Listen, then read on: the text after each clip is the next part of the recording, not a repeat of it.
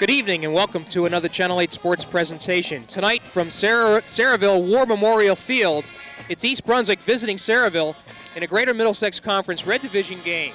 Hi, I'm Jimmy Allinder, and I'm being joined by Phil Hill. And Phil, this is an interesting game tonight. East Brunswick has already clinched the Red Division of the GMC. They're assured of a second seed in the Central Jersey Group 4 playoffs. Are they going to have any trouble getting up for the contest? Well, it's a good question, Jim. I don't think so. First of all, you want to go into the playoffs high. You want to go into the playoffs rolling. You don't want to come off a loss and then have to get yourself together for the playoffs. Everything that's been talked about all week, they say on paper, this game doesn't mean anything to East Brunswick.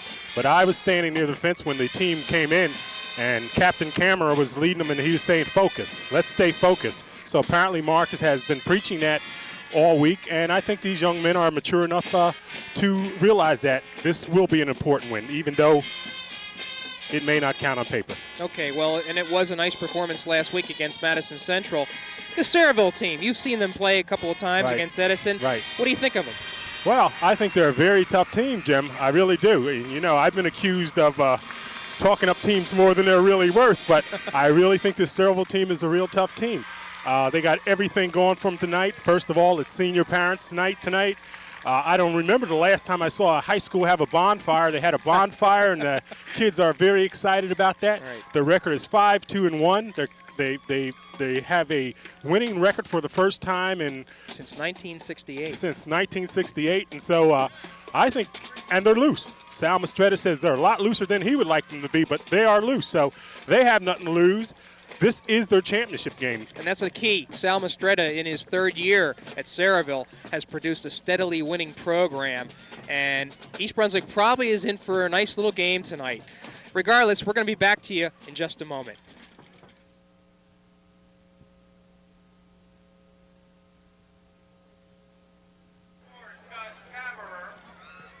Okay, we are back here at War Memorial Field for tonight's game. East Brunswick at Sayreville. A beautiful complex here. Have a nice view of the almost New York skyline out in the distance. And a beautiful evening, Phil, for football. The wind is not going to be a factor. Just a great way to end a regular season. I'll tell you, it really is a great night.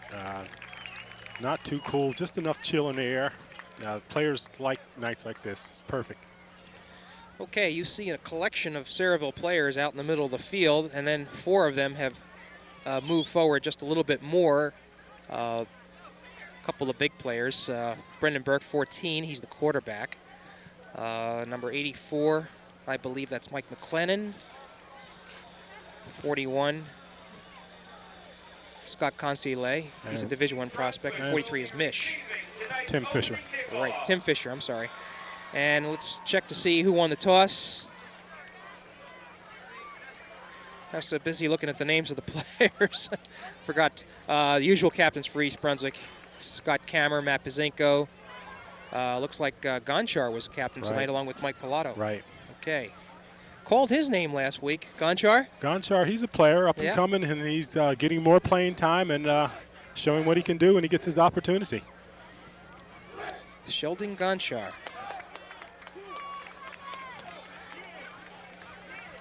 Okay, I believe Sayreville won the toss and will be receiving. Correction. He will be kicking off. And the kicker for Sayreville is Dave Campion. That's a familiar name in Sayreville. Campion, of course. I understand this young man can kick too, Jim. Yes, he can. He has a good foot. East Brunswick in its road white jerseys with green pants. And back deep for the Bears will be their usual tandem there of Varnell Johnson, number 19, Pilato, number 42. And we're about set to get underway here. Sayreville and East Brunswick, and it's almost it's a grounder, really, picked up by Chain Yen, who goes up the middle, nailed. Just about at the 37-yard line, and unlike last week at Madison Central where we couldn't pick up anything, it'll be very easy to pick up the yard markers. So East Brunswick will begin 1st and 10 from their own 37-yard line. Sayreville very big up front, are they not? Very big and very aggressive, Jim. These kids know how to hit, I'm telling you. And as he usually is, Mark Neary, number 13 starting quarterback. First give is to Che Nien, and boy, he is doing what he did last week. I tell you, Chi picking up right where he's been the last few weeks. Exactly. Interesting going on here. They had Davis spit out wide to the left, and they were confused about who should pick him up. Let's see if they make adjustment here. Okay, Nien gets 9 yards on that play, so it'll be a second down on 1 yard line. Ball on the 46-yard line of East Brunswick. Split Papadopoulos, and there's a throw to Johnson, and he's dangerous when he has that by himself. And a flag is thrown as Johnson skirts the right end, and that usually means a clipping call. We'll wait and see. And that is the call, Phil. A clip. And we talked about penalties, if you remember, about how bothersome they can be for East Brunswick. We've probably talked about them too much, Jim, but the fact of the matter is they're committing a lot more penalties than any coach would like. They opened up with going to Varnell Johnson there in the flat and hoping that he could work his magic there, and he picked up some good yards. Nevertheless, the penalty brings him back. Right, and instead of a 1st and 10, that ball is marked from the point of the foul, so in actuality, East Brunswick will be penalized about 6 or 7 yards. 6 yards, let's call it. So it'll be a 2nd and 7. Ball marked on the 40-yard line. So you have R.J. Davis and Van Papadopoulos flanked to the near side. Neary gives it up the middle to Pilato. Good cut. And the senior carries for nice yardage over into Sayreville territory. Nice running by Mike Pilato. He's been doing a fine job all year. Jim, again, you got 2 receivers split out here, Papadopoulos and Davis, and Sayreville hasn't made made the adjustment there. They were still unsure. Nobody picked up Papadopoulos. Well, it's certainly something that the Bears could exploit. This time we have single receiver split wide. Neary calling signals, gives it to Yen, and I believe he tripped. Couldn't get his footing. That middle of the field there seems to be bare of any grass. Quite worn, it really is. But again, it's dry conditions. There should be no reason for a player to slip because of moisture. So Nien gets back to the line of scrimmage, and it'll be a 2nd and 10 for the Bears. Ball marked on the Sayreville 47-yard line. Neary back to pass. He's looking. There he's throwing. Johnson's open, and he grabs it. Gathers it in. Johnson all alone out in the secondary. I'll tell you, Neary with a slight roll to his right and throwing back towards his left. Johnson wide open and making a fine catch. Nice pass by Neary. It was a beautiful pass, and something we have to make mention of. Mark Neary more and more comfortable as a throwing quarterback as this season moves along. So a 1st down for East Brunswick, and the ball is marked on the 24-yard line of Sayreville. Neary to Johnson up the middle, and a great cut also. And Johnson with just a brilliant run up the middle. I'll tell you, just exploding through there, Jim. He's showing some of that natural speed of his and picked up darn good yardage. So the Bears are on the move. Really, they haven't, other than that trip there by Nien, they have had huge chunks of yardage every time. So it's a 1st down inside the 10-yard line, so it'll be 1st and goal for East Brunswick. There's Neary. He's looking for Davis by himself. Looks like Sayreville has him covered, though. We're just underway here with 9:30 left to go in the first period. No score. And you see what the Bears are trying to do, just trying to spread them Sayreville out all over the field and take advantage of some one-on-one action here. And it has worked well to their advantage. So a 2nd and 10 for the Bears at Sayreville's 10-yard line.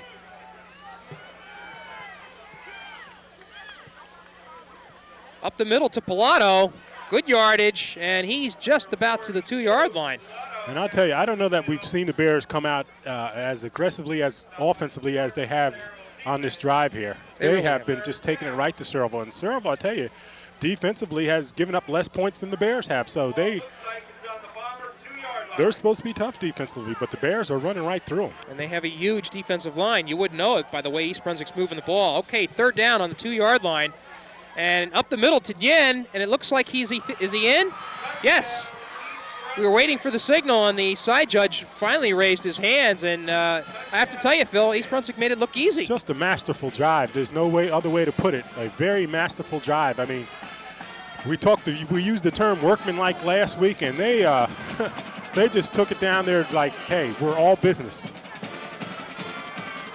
Jan Kearns in for the extra point attempt by East Brunswick. Good snap from center. Kearns didn't get a hold of it, though. And quite unusual for Ian. He usually boots that ball through the uprights with no problem. That's true. Jim, I spoke to the athletic director of Sayreville, Jack Heffelfinger, yes. And he just said that I believe the last time Sayreville beat East Brunswick was in 1971, and said many of the kids for years didn't believe they could beat East Brunswick and felt perhaps this year would be the year. Last year when East Brunswick had a losing record, when other teams were beating them, Sayreville still wasn't able to beat them. So sometimes when you have it in your mind that you can't beat a team, it works against you. The Bears have looked formidable. Yes, they have. And the problem with Sayreville has been even getting over the 500 mark since 1968. They hadn't had a winning season. They achieved that last week with a 12-7 win over North Brunswick. Nonetheless, a great kick by Varick. And that's gathered in by Burke at the end zone. He's out to the 20, through the middle. And a nice run back by Brendan Burke, quarterback. And I'll tell you, how many times do you have your quarterback deep to run back kickoffs? But that's what type of athlete this kid is, Brendan Burke. He's a very physical, very aggressive athlete, and you're going to see him break a few. Okay. 8:20 left in the first period. East Brunswick on top, 6-0. Took the opening drive from its own 37, marched down the field.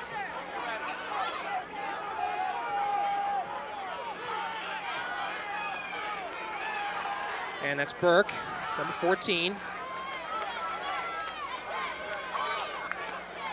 And that's the give up the middle.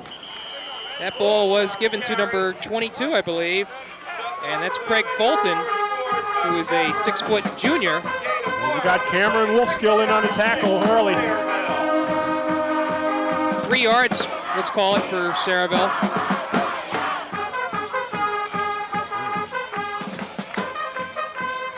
And that will make it 2nd down and 7. A beautiful crowd here tonight. Stands almost full. A lot of people standing on the sides for this final regular season game. Fulton again, and he gets hammered that time. And I'll tell you, Scott Kammerer down on the bottom of that pile, nailing him before he could pick up anything. This Bear defense has been magnificent all year, Jim, and they have done it. And you know that, Phil, the opening drive was just a picture, other than that pass completion to Johnson. That is how East Brunswick has been doing it this year. Well, they've been masterful. So a 3rd and 5, let's say. Ball's on the 35 for Sayreville, and they need to get 5 yards up to the 40-yard line for a 1st down. And there's that counter to Fisher that we were talking about, but he doesn't look like he has enough. He's close, Jim. Had to get to the 40. And Sayreville unsuccessful on its first drive. And I'll tell you, that Bear defense, they did the job. Just looking very tough. They really are. Okay. Okay, Burke will do the punting. We have a momentarily timeout as Yen adjusts his equipment.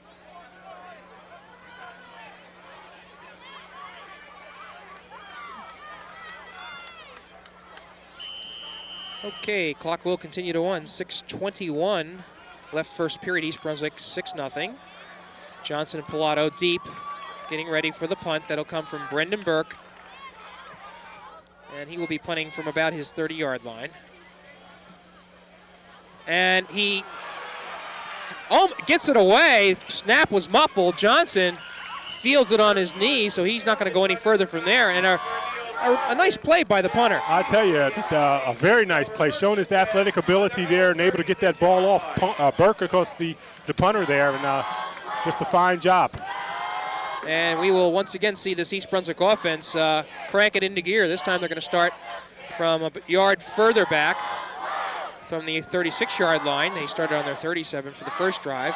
They lead 6-0. First period, 5:50 And Neary will call signals. Give is to Nyen, I believe. And he chugs along for some good solid yardage again.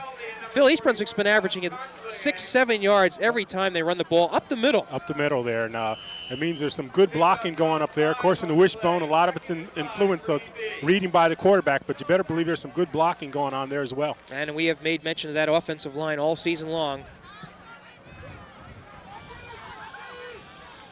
There's the give to Pilato, and he finds room. Skirts out to the middle. I thought he was going to go to the outside there, but somebody grabbed him by the jersey. Nonetheless, he's still got about 10, 12 yards. I'll tell you, I don't know who's calling these plays, but a nice mixture here, and they're really catching the Bombers off balance. Well, it seems like they're exploiting the left side of the Sayreville line. And East Brunswick really just steamrolling here so far. First down again.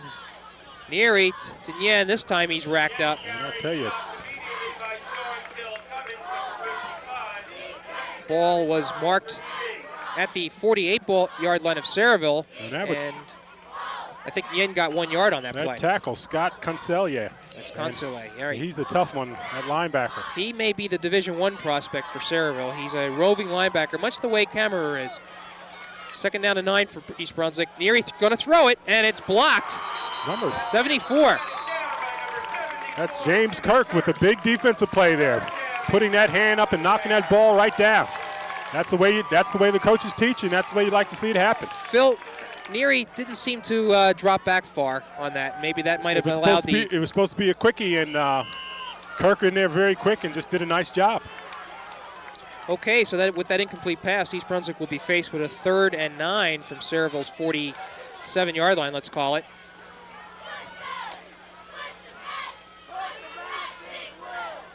Johnson in motion. Give is to Pilato up the middle, and this time Sayreville does its job. Looks like Pilato's going to be about 5-6 yards short of the first down. And I tell you, you really can't fault Marcus Borden for calling that play because they've been picking up good yards. Ordinarily a passing down, and you figure they go to the pass, but they've been picking up good yards, so let's stick with it and see what happens. He tested it. It didn't work this time.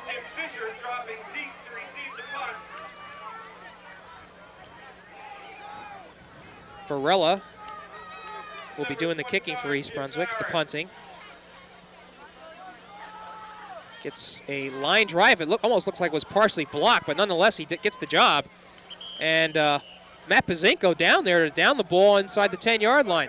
And had a little more yardage. Said it could have gone. He could have walked it down a little bit more, but he did the smart thing before it took off on him. Well, I think you have to be happy with Sayreville starting the drive inside its own 10-yard line. That was a good play. We didn't know it was going to work out that way with that line drive kick. Matt Pazinko is the brains of that defense. There's a lot of brawn out there, but he is the brains. He has brawn and brains. Right.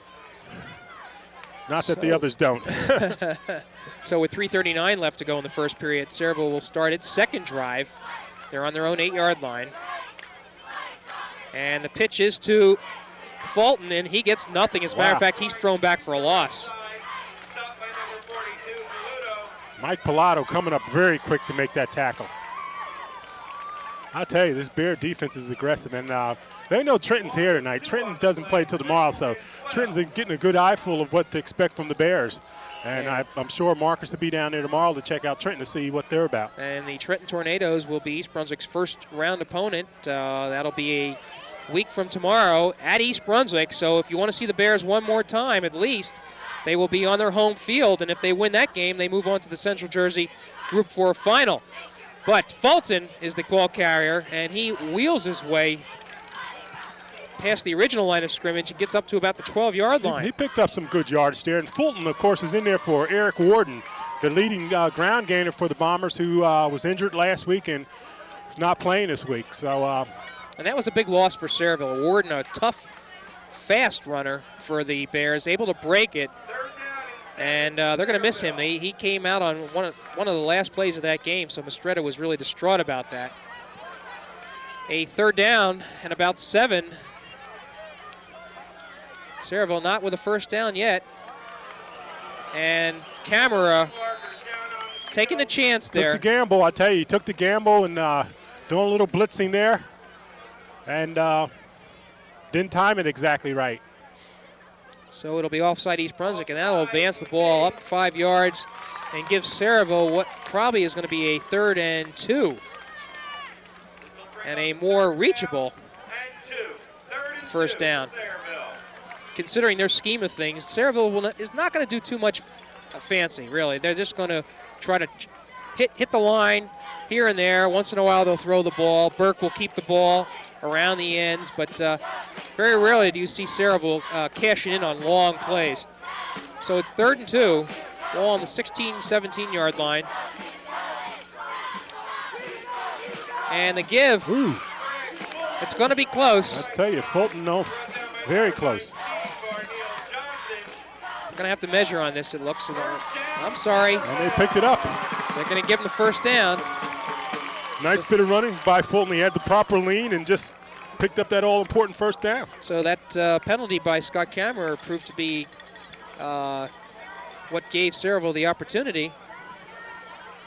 A minute 30 left in the first period. East Brunswick still leading 6-0. Sayreville with its first down. It's Brendan Burke, quarterback. Give is to Fulton again. This time he gets about 3 yards. And for the young back, he's picking up 3 yards at a clip. And that's not going to hurt the Bombers. Gain of 3 on the play, bringing up the 2nd down and 7. And Jim, they're running everything in tight. I look for a little play action here. It'd be a perfect time, really, because everything has been right up the gut there.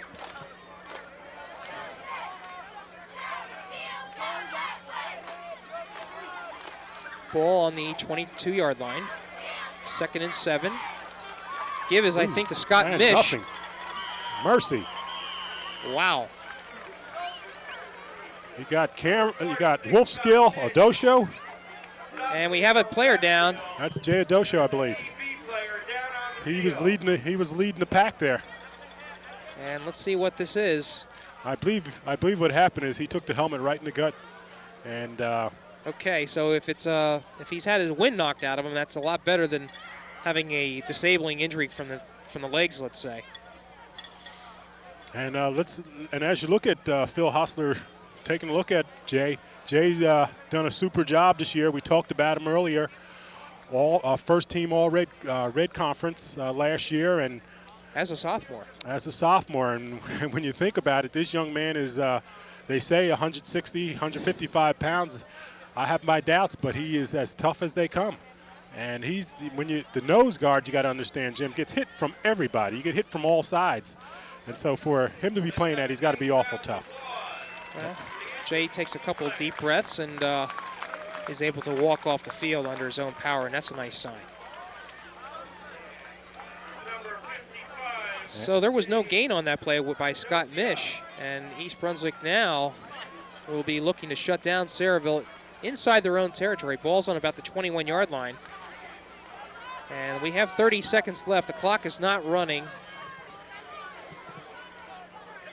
And you got to believe they got to look for Jim Caffalero, number 86. Apparently not. They're in very tight. Okay. Sayreville not wanting to make a mistake deep in their own territory. 3rd and 6. And Burke still has it. He has room on the outside. Let's see. He evades one tackler. However, I don't think he's going to be able to pick it up. Not at all. Not even close. And the clock runs down, and that's going to be the last play of this first period. I'll tell you, nice bootleg by Burke. Nevertheless, the Bears adjusted and came up and stopped it. And that's the end of the first quarter. East Brunswick leading 6-0.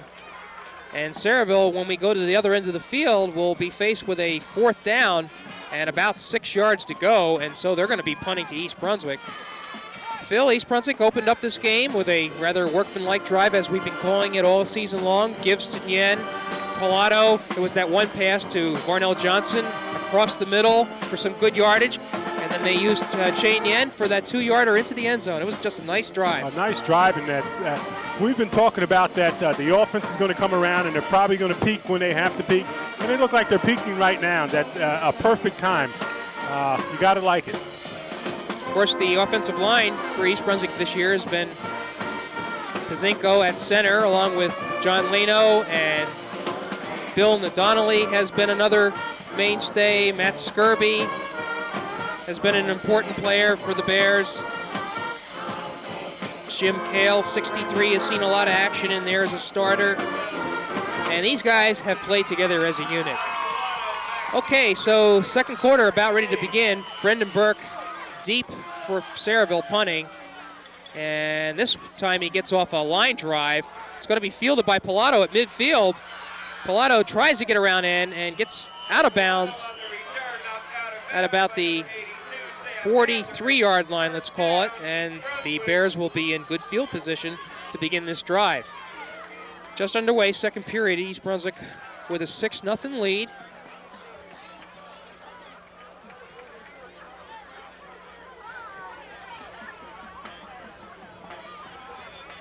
And let's see if East Brunswick continues to move the ball on the ground. They've had good success thus far.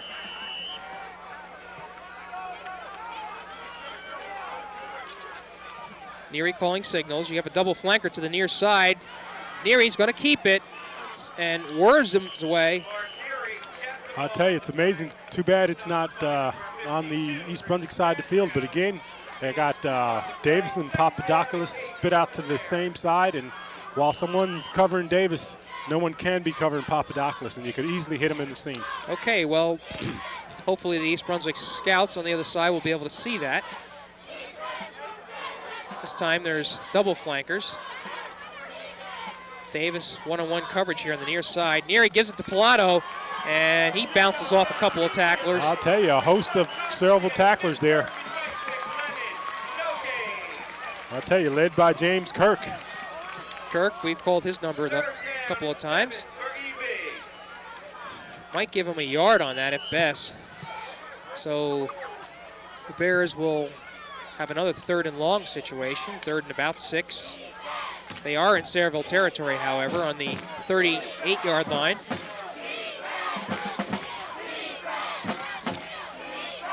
And let's watch for that pass play now, Phil. Well, if they don't have them on the same side, they have them Papadopoulos to the left and Davis to the right. There's he's looking for him, and Davis slips, and I believe he's going to be just about on the, let's see, depending on where they mark it, I think they're going to have to measure on this one. Very close. Very close to first down. I'll tell you, Rich Asandrio, number 52 there for the tackle. Well, they're going to give him to it, Phil, but if I was Sal Mastretta, I'd ask for a measurement. Well, that was a real quick ball. He's standing right there, and he has it. Didn't mean to interrupt you on that. So East Brunswick does get the first down. And this drive will continue. The ball's now on the 32, 33-yard line. And we got Kammer in the game at tight end. Yen gets it, and he barrels his way for about 5 yards.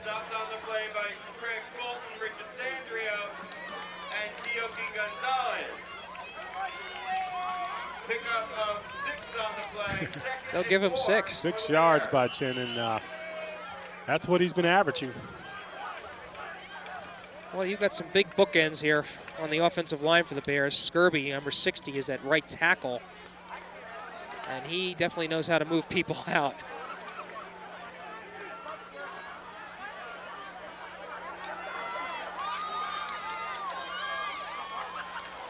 Neary will keep it this time, and he makes the cut. And looks like he's going to have enough for the first down. Okay, they put Scott Kammer in on that right side to do some blocking. Neary followed right behind there and picked up that all-important first down. First down, EB. And this is the Marcus Borden strategy here. Keep the ball on the ground, avoid the pass. That way you don't get the mistake.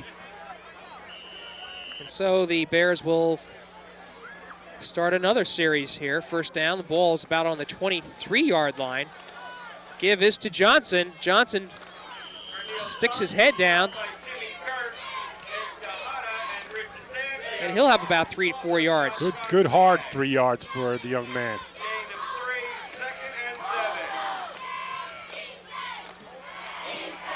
East Brunswick rotating receivers. Papadopoulos and Arminio And now you have double flankers on the left side for the Bears, Davis and Arminio. Johnson's flanked out there also. Let's see what this is going to be. And it's a pitch to Pilato, and he fumbles it. Ball still loose, picked up by Johnson. Oh, mercy. And it looks like he's going to have a clear side here. Let's see. Hit, bounces off one tackler. What a play. And there goes a flag. Wow. What a play that was. Let's see what the call is.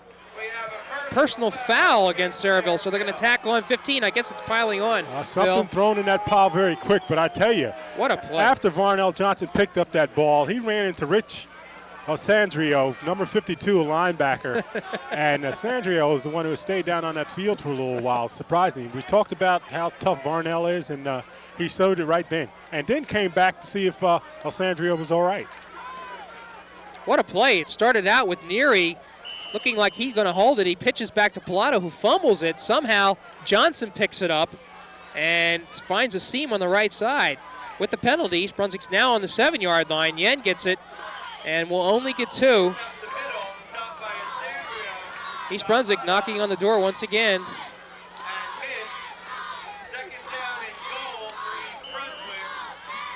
Ball just outside the 5-yard line. 7:39 to go in the second period. And you see Scott Cameron coming in at his tight end position here, so usually when that happens, they use him. They don't put him in there as a decoy. Well, we shall see. And, boy, you called that one, Phil. Complete to Cameron right around the 1-yard line. And now East Brunswick will probably have 2 shots.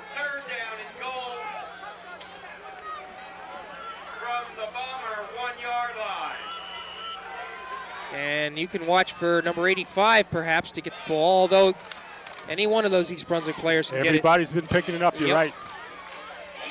So 3rd and 2 on the 2-yard line. And this is your wishbone formation with Yen, Pilato, and Johnson. Ball is given to Chane Yen, and I don't think he's in. I'll tell you, he's very close, Jim. He's about a half an inch.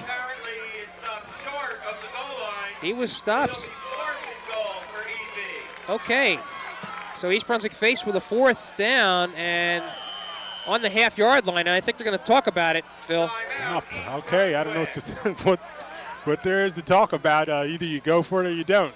Well, maybe they're deciding whether or not to go wide through the middle, and Sayreville's been stiffening up somewhat on this drive. They've been stiffening up, but there's no place to go but up that middle. There's no place to go but to give it to Yen again. Okay.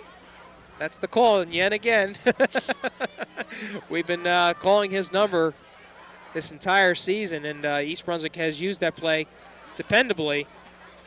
But Sayreville is one of the few teams that the Bears have faced, Edison being another, where they've been outsized on that offensive line. And Sal Mastretta said one of the things he wanted to do, hope to do, is be more physical than East Brunswick. Use that weight advantage that they have.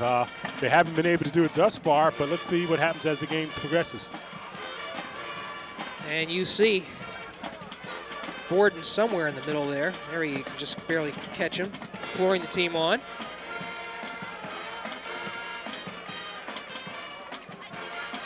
And it may just be giving him a breather to sock this one in. I mean, I don't think there's anything fancy to be done there. Just to execute and take it in.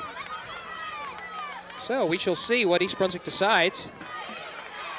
Again, the ball is just outside the 1-yard line, so really, if you want to look at it, Yen lost yardage on that last play.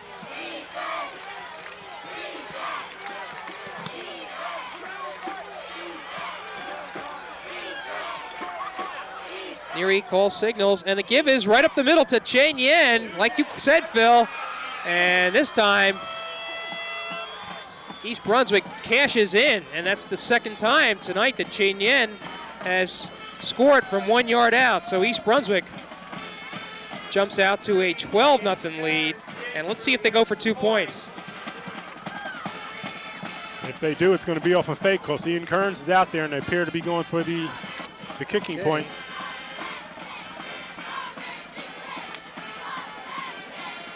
And this one is true. And why not? Let's solidify Karen's chance for All County. He's actually leading the county in kicking points at this time. That's right. He's served his team well, so why not? That's right. 34 points on the season for Ian Kearns.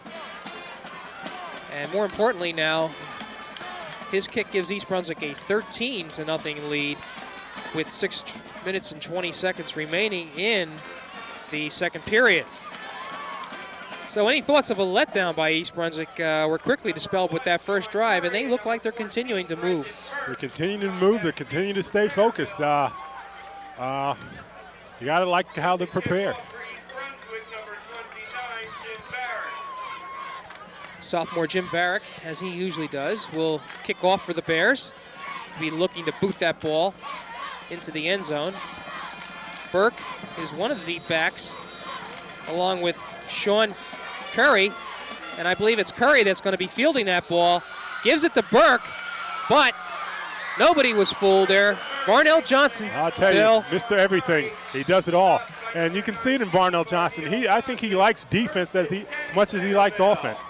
He came into this game once again leading the team in tackles, and he just likes to hit.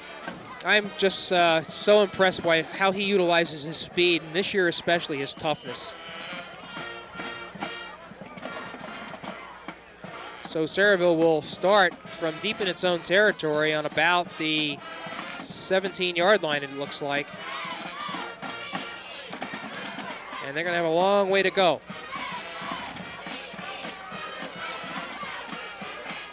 That's Burke. That's the give to Consuele. Consuele does not see a lot of action at fullback, but he may be forced into action with Warden out. So he gets 3 yards on that play. And Brian Tenura coming up very quick to make that tackle. Tenura and Zins.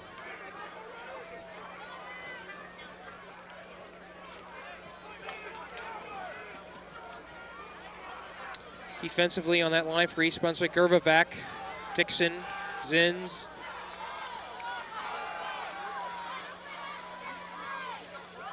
And a loose ball, I think. Let's see. They're still going after it. And East Brunswick has recovered. It looks like Pazinko. Matt Pazinko coming up with the big fumble recovery. You could tell there was a problem with that exchange, and wow, a big turnover for Sayreville deep in its own territory. Matt Pazinko coming up with that ball on the 14-yard line. And this Bear defense, again, has been something. They get right in your face. After a while, they have to be somewhat intimidating because those linebackers are peering down at you, and they're right in your face. They got in on that line, and I'm sure they're the ones that caused that fumble. Neary will look to throw, and let's see. I guess he's looking for Davis, and I believe intercepted. Yes. I'll tell you, the young man played it well. Number 22, Craig Fulton, just played it very well. Davis was out there, and Fulton stepped right in front of him, had him all the way actually, and picked it off. It was the type of play, Phil, where if it was going to work, Neary had to get it off quick and take advantage of Davis's speed. But as it was, Fulton had a lot of time to recover. And he just played it well. So that opportunity goes down the drain for the Bears. They still lead 13-0. And Sayreville now will start from its own 20-yard line. If you just joined us, East Brunswick scored once in the first period on a Chain Yen 1-yard run and did the same in the second period on a 1-yard run by Chain Yen. Brendan Burke's got a room by himself here. Cuts it up the middle. And you know there's a flag, so you know it's got to be a clip, Jim. It's usually the call. Phil, it looked like Burke had a lot of room here on this side, but Johnson just closed it off. Closing down on him, really. Oh, personal foul against the Bears. Second time we've seen that called. Wow. Face mask. It'll be 15 yards. Marked off against EB. First down, Bombers. Okay. A face mask is the call. I'll tell you, the Bombers made themselves a break with an interception, and they just get another big break here, so let's see if they can capitalize on it. And the clock runs. We're down to 4 minutes and 30 seconds. in the second period. And this is about as far that Sayreville's been able to advance in this game. They're on the 42-yard line, their own 42. First down. Burke's pop pass over the middle to McClellan, I believe that is. McClellan. Johnson made that hit, and he's a little slow getting up.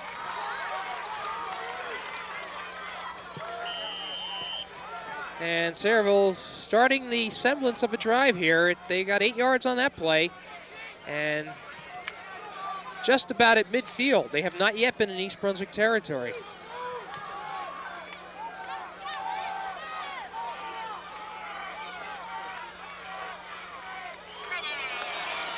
And Kammer again guilty.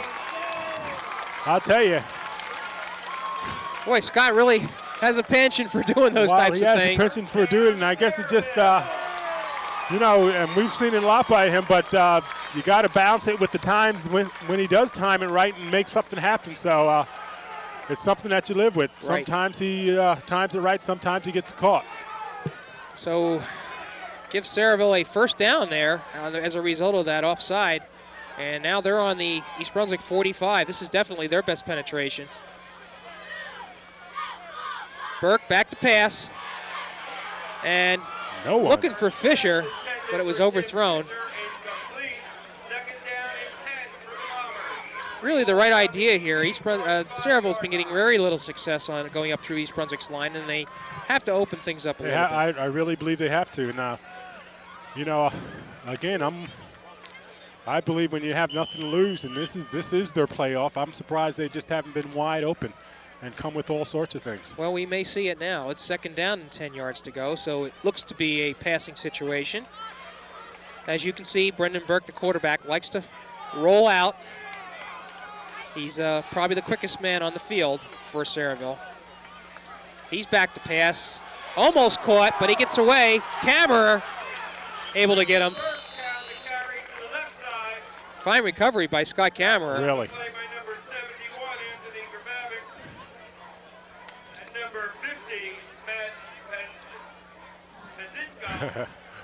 We're listening to the public address announcer try to go through these East Brunswick names.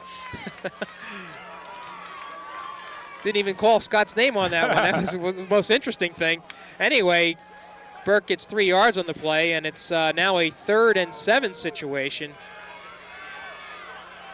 Everybody tight over the line. Burke, he's going to throw it. And in and out of McClellan's hands. He had it. McClellan wasn't even looking for it. The ball came there, and you're right, hit him in the hands, but I don't think he was looking. So it's a 4th down for Sayreville. And Burke is the punter, so we don't know whether Sayreville is going to go for it or whether they're going to kick. But they're going to need 7 yards for a first down. Well, when your quarterback's your punter, there's an awful lot of things can happen from there. And so Brendan Burke will drop back. We'll watch to see if he follows through on this. And it's a wobbly kick going over to the left side here. Takes a neutral bounce. And the ball is just about on the 17, 18-yard line. So somewhat of an important drive for Sayreville. Sort of stalls. They came up empty, really. And the Bears will find themselves with 2 minutes and 20 seconds left in the second period to see if they can put together another score. They're on top 13-0 on 2 Chain Yen touchdowns of 1 yard each in the first and second period. Davis flanked way left, but the pitch is up the middle to Jen, and he goes for good yardage. 12 yards, actually, first down. Sayreville in a semi-prevent. And the Bombers have not been able to stop the end coming up that middle there. Very seldom. Their excuse this time is that with under 2 minutes left, they're going to probably open it up a little bit to prevent the long gain, but we'll have to see. East Brunswick does have 2 timeouts left. And again, it's up the middle. This time, though, Scott Mish nails Varnell.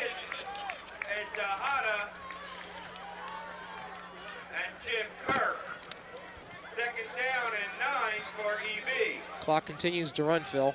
Under a minute and 30 now. So 2 yards for Johnson, and that'll be making a 2nd and 8.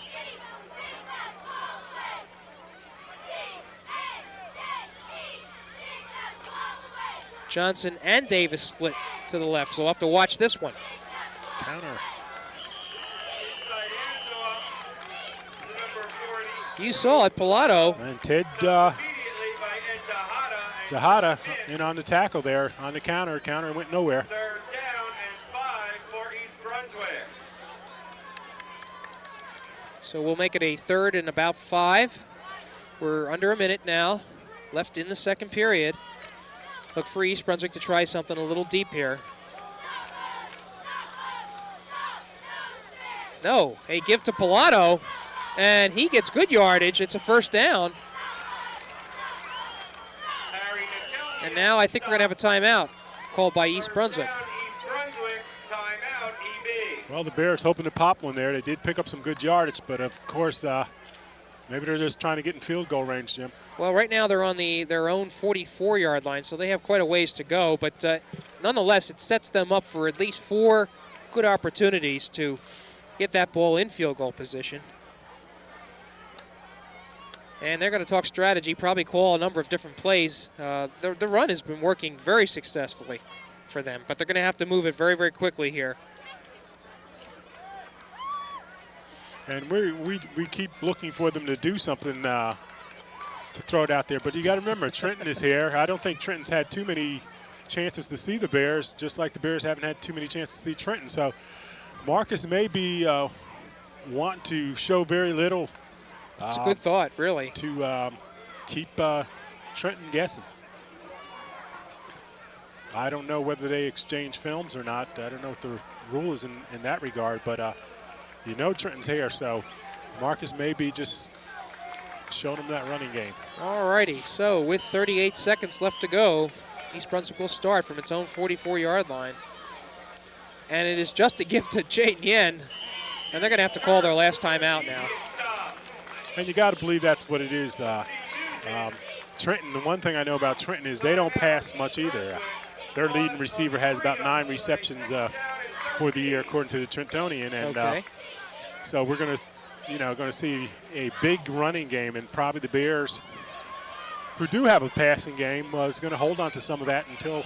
Well, that's the thought. That's probably. I mean, knowing the Marcus Borden philosophy.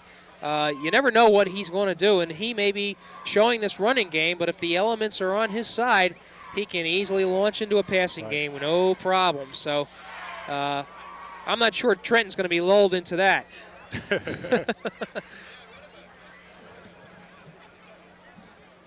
So what we have here is a 2nd down and about 12. East Brunswick's on their own 40-yard line. They're out of timeouts. So this is either going to have to be some long passing, or they're going to have to break one.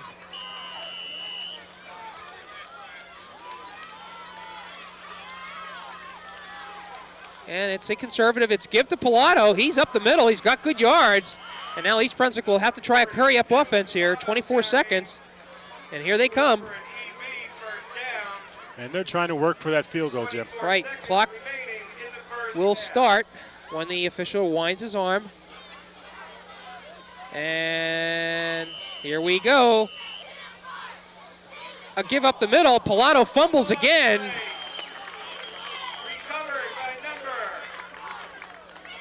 And Sayreville recovers the fumble, and that'll take care of that drive.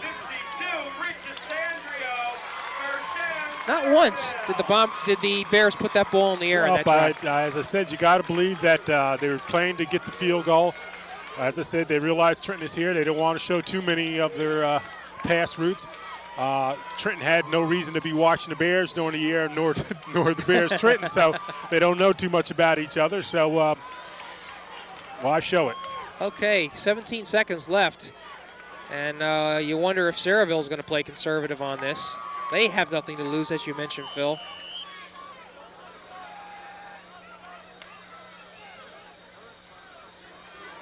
This is Burke, and he lofts a screen pass to Scott Mish, who has a little bit of room, breaks out, and there's a penalty flag. One more tackle, and Scott Mish would have been off to the races. And there's a player down for the Bears. Who is that, Phil? There's an injured EB player down on the field. It looks like it might be. It's got to be either Johnson. Flipping against Sayreville. And you hear the call by the official. It's Richards, I believe. Okay. It's Richards. And Varela, I believe, 26. Right. Came out of nowhere to make that tackle. He ran the guy down from the backside. Well, Curtis Richards is the player that's down, and he is in a little bit of pain right now, it looks like. Phil Hostler looking over and is calling for. And apparently he was the player that got clipped. Well, we're going to see what this is all about. Curtis Richards has been a valuable contributor to that defensive backfield this year. I talked about it earlier and said that the big thing is that he didn't hurt the team, but he's done more than not hurt the team. He has been a contributor, and we just hope the young man is okay. All right, Tossler is, I guess he's trying to immobilize a right arm, a right wrist. It looks like a wrist problem. And I tell you, being here at Sayreville and seeing Phil Hostler and the Sayreville trainer down there, you can't help but think of Vito Racine, Jimmy. Vito Racine, the longtime trainer for Sayreville, is just a legend here. And I believe he died about 4 years ago, but probably one of the best, if not the best, trainer in all of Middlesex County. He was among the best. I'm an alumnus of New Brunswick High School, and there was a gentleman over there by the name of Joe Quigley, who also is in that same vein. And South River had one by Bill Balabas. Exactly. But Vito was just super. Okay. And I don't like the looks of this. He's still in some pain, obviously, and they seem to be wrapping something. Well, it's that right arm.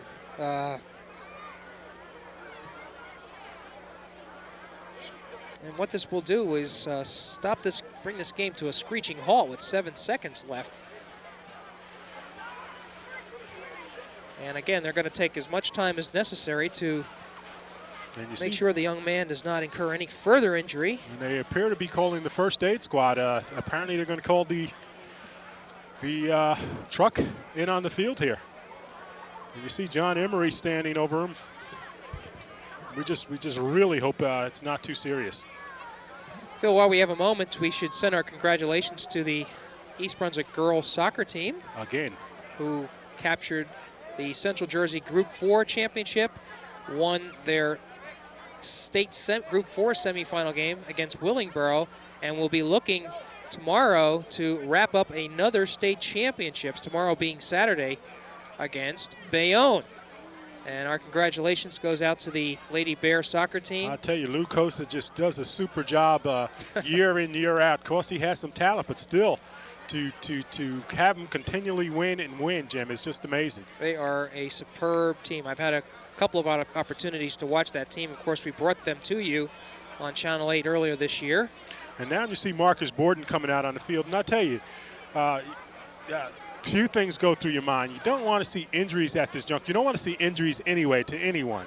And at this point in time, when you're heading into the playoffs and whatnot, you certainly don't want someone that contributes like Richards does to be injured. It's just it's an unfortunate thing. It's unfortunate. You just got to hope perhaps that the clip wasn't the play that actually caused the injury. Well, Richards' arm is heavily bandaged. They're keeping that immobilized, and they will gingerly lift him up onto the stretcher.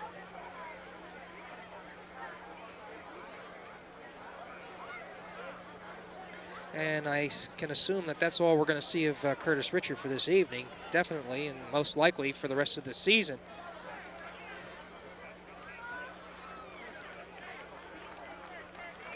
Crowd starting to applaud.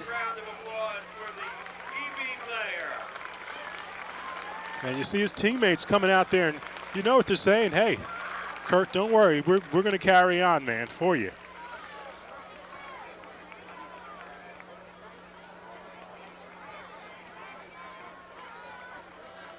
So Richard exits the field on the stretcher.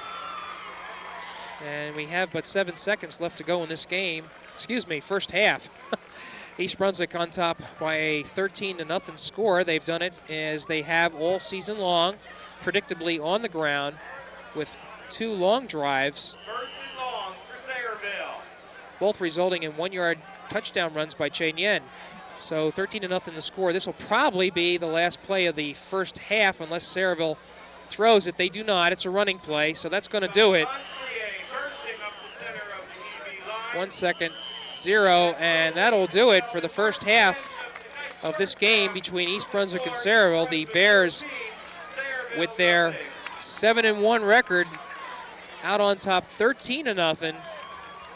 And Phil, it's been a predictable first half for the Bears. Well, I don't know how predictable, but it has been predictable in the type of offense that they run, and why not? They don't want to do anything to hurt themselves. They really want to get through this game, win it, of course. They want to come out of this game without any injuries. And, of course, we had the unfortunate injury to Richards there, but they want to stay healthy coming out of this game. And they've played a very solid first half. And they will be looking to add to that lead in the second half of action and, of course, avoid any injuries. So 13-0, East Brunswick is up at halftime. We'll be back with second half action in just a moment.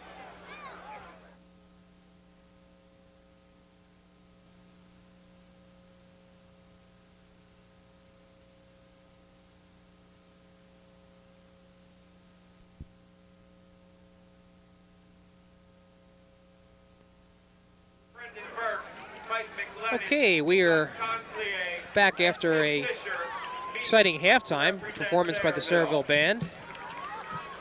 And now the captains are meeting at midfield, as you can see, to exchange pleasantries. East Brunswick now will be kicking off. They received the first half kickoff. So we'll be about ready to begin action here. The Bears with a 13-0 lead on 2 Chen Yen's touchdowns, each coming in the first and second periods respectively. Long drives. East Brunswick had another opportunity, Phil, that when they were deep inside the Sayreville territory, but a fumble by Mike Pilato snuffed that drive out. And of course the interception on the pass attempt to Davis also was another time that they could have scored. So they've had several missed scoring opportunities, but they are in control of the game. And besides the injury to Richards, Marcus has to be pretty pleased. Okay, the injury occurring to Curtis Richards with just 7 seconds left to go in the first half on a play by Sayreville. And we wish all the best to that young man. Sayreville will be dropping back deep. Sean Curry, number 1, along with Burke, 14. We know about him. Jim Varick will be kicking off for East Brunswick, and here we go. And another line drive takes a bounce. Burke fields it on about his 12-yard line. He's going to go up to the middle, and we see another flag here. And let's see here. Pilato was the recipient of some contact by Rich Sandro, Phil, and we may have a clipping call. Let's watch. And I tell you, Sheldon Gonchar, captain for today, is earning his keep. He was down there and really laid a lick on Burke. Phil, you see a lot of these penalties. I don't mean it as a criticism. One game earlier this year, I think we could have been very critical because of the flow of the game. But it seems like high school officials are apt to make that call, even if there's a hint of a clip, and not necessarily in college and pros where maybe where it affects the play. This play right here was so far away from the action that maybe the referee could have let it go. But anyway, that's my observation. Well, it's one way of looking at it. Of course, if the clip is thrown and like Richardson, someone gets hurt from it and you don't call it, the coaches are going to have your head. They're going to write. Absolutely, that's the other point of view. So I guess what I'm looking for is a balance. But anyway, East Brunswick's up 13-0. We're just underway in the second half. Sayreville will begin action from about its 12-yard line as a result of that penalty. And again, they're deep in their own territory.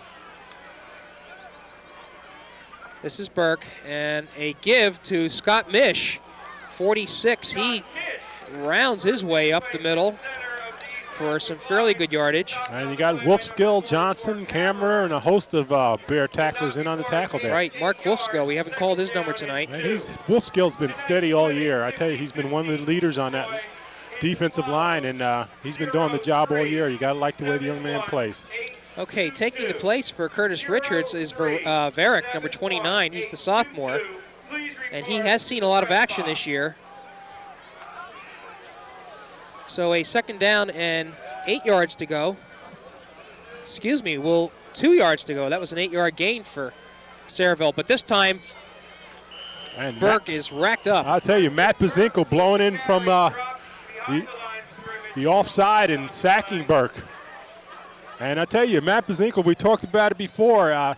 He has a certain role, and usually his role is to stay home, Jim. I told you he's very brainy, and he doesn't. He's the policeman, not allowed to let anything go by. He doesn't blitz quite as much as some of the other linebackers, so therefore he doesn't have the stats. Exactly. But he has that ability to do it, and he just showed it there. And he made a key play because instead of a 2nd and 2, it's a 3rd and 5. So that loss was very important. It keeps Sayreville from getting a first down and gives them some yardage that they have to get. And you can see right there, they're not going to get anything. It looks like a loose ball. And there's the whistle, so they can't call the ball down. Let's see who has it. And apparently Sayreville did recover the ball. They retained possession. They didn't recover the ball, but they retained possession. And I'll tell you, you got to say, Sayreville's offense is quite unimaginative. I mean, that's the name of their game, Phil. They really do not try to be. They recognize they don't have the horses to do such things as East Brunswick can with its skilled players. Burke will be punting from about on his own end zone line, so he's going to have to get a good one off here. East Brunswick should get good field position. A high punt, and Johnson on the reverse gives it to Pilato. Pilato takes a hit but bounces off and then falls down. I'll tell you, he takes a licking but keeps on ticking. Mike Pilato is like a cannonball there. Really, and a timeout to watch. Okay, so the Bears now will begin on the Sayreville 39-yard line. Good field position for the Bears.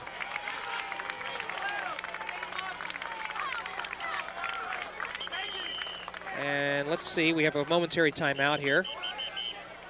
Official timeout.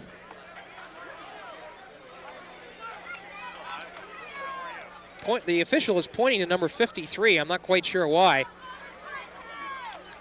That player is Tejada, and it must be that he doesn't have his equipment on full. I'll tell you what exactly. His string to his shoulder pad snapped. Okay. And Mastretta just threw a string out there to him. Now they replaced him, and they're going to try to make the adjustments on the sideline. Okay. All right, so the Bears will begin action, and they did it on the ground the first half, and we'll see if they do stay that way. They do have good field position, and the give is to Chain Yen. And if Sayreville is smart, they're going to keep a man on Chain Yen this entire second half because he is the workhorse ball carrier for East Brunswick. And I'll tell you, Scott Consellier is leading the Bombers on that tackle there.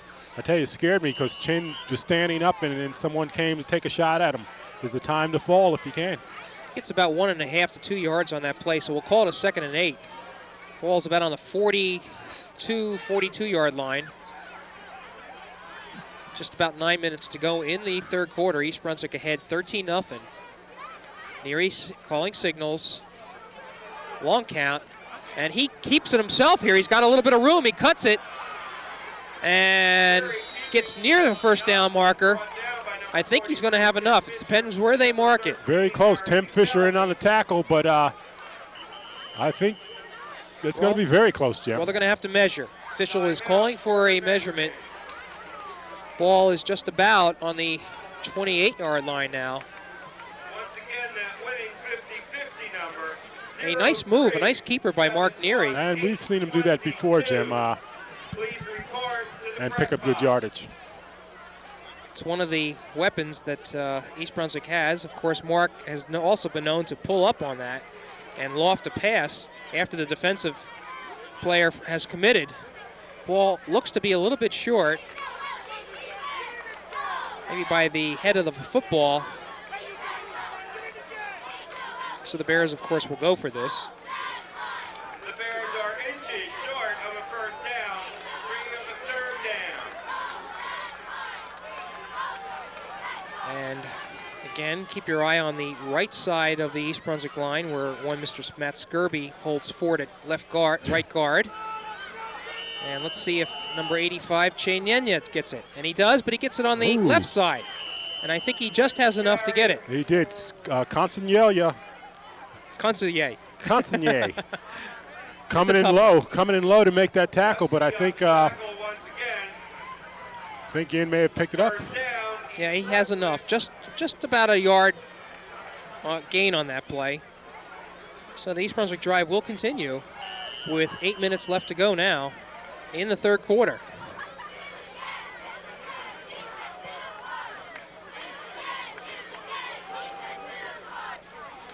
And Neary again has room.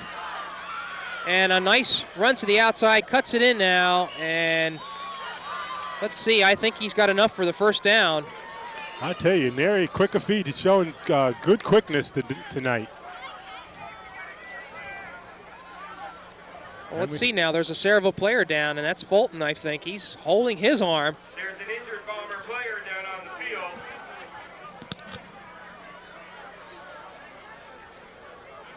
And Craig Fulton, the running back for the Bears, for Sayreville, who took over for Eric Warden. Right. So Sayreville being somewhat depleted of its ranks.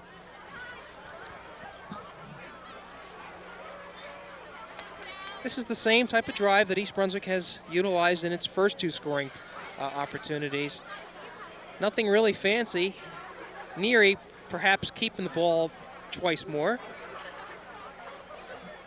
which is somewhat different. Instead of the workhorse backs Pilato, Johnson, and Yen carrying the ball, he himself has gotten involved in the action. Gives something more for Sayreville to think about. And I'll tell you, while we look at the young man lying there on the ground, and once again, we certainly hope he's all right. Might be a good time to talk a little bit about Trenton, Jim. I'll tell you, Trenton is team to be reckoned with. I'll tell you what, I was a believer, Phil, when I found out that they knocked off Notre Dame by 48-6. I was getting ready to say, and for the fans who don't know anything, Notre Dame in Mercer County is synonymous with Notre Dame on the national level. They always win. They went into that game with a 7-1 record against Trenton. Trenton blew them away 48-6 or something like that. That was the score. And that's just stunning to think that a Notre Dame team could get blown away that way. As I say, I worked in Mercer County for a number of years, and Notre Dame, they just always win. They just always have winning records, and when they lose, they don't get blown away. So that might tell you a little bit about this Trenton team that's coming here next week. I understand they're big and physical. So and they do it on the ground, kind of like East Brunswick. Their leading receiver, according to the Trentonian, has 9 receptions, pretty much like the Bears. I think Davis has about 10 receptions, but they do it on the ground. So we're going to see a lot of physical, ball control type offense coming at you. And I'll tell you, Bear fans are probably thinking, the last time they had to deal with Trenton on the state level is when the basketball team went down to Trenton and really got blown away. I remember, Phil, that the last time that East Brunswick and Trenton met in a game, I believe it was 1982, if I remember. It was the first time East Brunswick had ever entered into the Central Jersey Group 4 playoffs as they were in existence at that time. And they were favored in that game, but Trenton came up and did a number on the Bears. Well, Trenton, you tend to think of them as basketball country, but apparently they can play some football. They're number one certainly in the Mercer County area, and they're ranked in the state, I believe, are relatively high. So they're way up there. So it should make for an interesting game, a good, hard-hitting, physical game. I was getting ready to say you can't equate what happened to the basketball team with the football team, because football still comes down to the basics, Sure. Tackling, running, hitting, things of that sort. So I think it's going to be a great game. Okay, and that will be the first bracket, the number 2 and 3 seeded teams. East Brunswick getting the home field advantage by virtue of their number 2 seed. The 1st and 4th seeded teams, Middletown South, which is the defending champion, as we see Fulton being able to walk off on the field under his own power. That's great to see. And Middletown Southville, the number 1 seed in Central Jersey Group 4, they are the defending champions. And you know, this is the 3rd time that they are playing in this. As a matter of fact, it may be even the 4th time in a row, or a 3rd time in a row. I forgot which. I know they met Madison Central last year, won, right, and they played the Spartans 2 years before and lost. So they'll be playing Edison. Okay, we're about ready to begin action here again. 7:49 left in the 3rd. East Brunswick with a first down on about the 11-yard line. Yen goes up the middle. Nice yards. And Yen knocked for it for a few extra yards. He sure did. That drive, that was on the ball was on the 17-yard line, our 16-yard line. He is inside the 10, so we'll give him 7 on that play, and about 3 yards to go for another East Brunswick first down. They can get a first down without getting a score here. So they're just going to ground it out, I think. This is Pilato. And a nice slashing tackle. You know, I know they were going after the ball on that. Really, number 40, number 42 on the tackle for the Bombers. Okay, so with the ball now inside the 3-yard line, East Brunswick has 4 cracks at it. And you know what they're going to do. Keep it on the ground. Neary inside.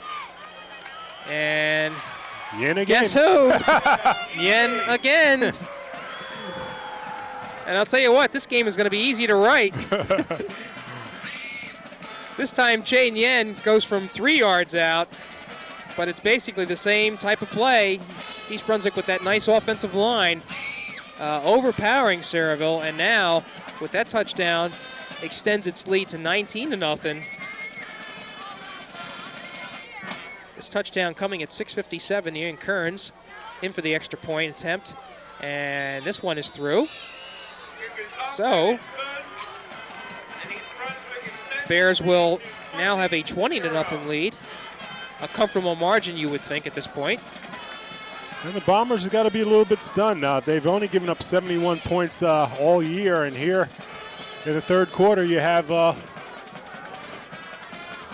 Bears with 20 points. 20 points, 20 big points. And I think more than anything else, Phil, and let's make no mistake about it, this is not a bad Sayreville team this year. You had alluded to it as such at the beginning of the game that this was Sayreville's playoff and they would be coming into this game with intensity. They did. East Brunswick was able to sort of fight them off with that nice drive, that initial drive that put them up 6-0. And Varick will kick off. This time he lofts one up. Curry will take it, but he gives it to Burke on the reverse. And Brendan Burke is hammered there by Pilato. Advances it up to about the 24, 25-yard line, let's say. Okay, let's see what the Bombers can do. Jim, I tell you, a nice touch we just heard. The gentleman who won the 50-50, $493, donated it back to the Booster Club. Isn't that nice? And who says we don't have some nice people left in the world? $492. I'll tell you, a nice gesture. I would have been happy to get half of it. In any event, isn't that great? Okay. Okay, so Sayreville will try to muster something here. They haven't been able to score. Burke with a quick pop pass. Oh, wow. And it almost looks like 86 there. He was waiting for it to come right in his hands instead of going for it. And maybe that's the reason they don't pass a whole lot, Jim. They just they're not comfortable. They look rather uncomfortable with it, really.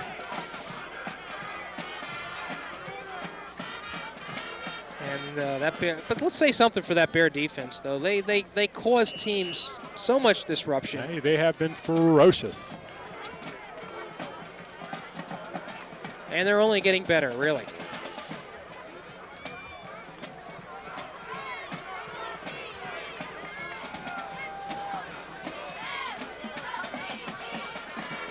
Burke is back to pass. Here comes the blitz. And it looks like Mish is going to gather it in, but there's Kammerer. Does a nice job of preventing a long gain out of that. Looked like they were going to get some big yardage, Phil, but Kammerer came through. Well, I tell you, and Kammerer's showing a little versatility there. We tend to think of Kammerer as largely a blitzer, going in there tearing people's heads off, but this time he dropped back in the flat and made an all-important tackles, showing his range.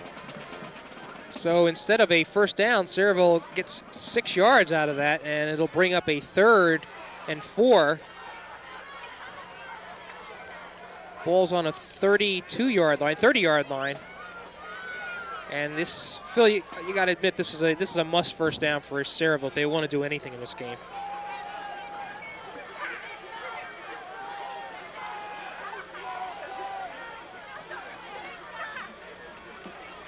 Ooh. Pazinko. Oh, Matt is playing a super game tonight. He is playing a super game tonight. He was in there. And just like Matt Pazinko snuffed out that opportunity, it's almost what we think of the game, really. I mean, that's really puts it really. That was an important drive we just mentioned, and they were not successful, so they're going to have to punt again. And East Brunswick will likely get the ball in good field position. Johnson, Pilato, as they usually are back deep. And Burke gets it off. It's a line drive. Pilato's going to let it bounce. Now he picks it up and runs out of bounds. And the ball will be out of bounds, let's say on the 36-yard line. And that's where the Bears will take over. We've got 4:54 remaining in the third period. And you know the Bears aren't going to do anything fancy. They've been picking up good yards, just running up that middle. You can expect more of the same thing. A counter here and there, but that's just about it. Eating up that clock. Let's get out of here and get ready for Trenton. And the East Brunswick side of the field, you can't see it, but the stands are nearly full, or were full for the entire game. And that's something to say about this East Brunswick crowd. The red division, as we see a penalty there, looks like Skirby jumped off on that one, or perhaps Leno. But anyway, what I want to say is that the East Brunswick fans have been avid followers of this team all season long. They've gone on the road when East Brunswick's been on the road, and they've come in great numbers at J. Doyle Field. And, of course, we're expecting a nice crowd for a day game next Saturday when Trenton comes in for that first round of Central Jersey Group 4. And hats off to the fans. So, 1st and 15 for East Brunswick on the 31-yard line. That's Neary. He's still in there. Ooh. And as you see, Chane Yen was the ball carrier, but he didn't get much on that. I'll tell you, Mike McLennan stopping him cold. And a player for Sayreville is holding his shoulder. That's 74. And I can't tell you how many shoulder injuries we seem to have had tonight. That appears to be the third one, Jim. Jim Kirk, who we called his number, Phil. Oh, he's a good one, no doubt about it. So they're going to stop a minute here and watch this play, or see how Kirk is. And what they do now is instead of the players standing around, they have them come off to the sidelines, which there is no reason why they can't. The coach normally will not come out to the field in that situation.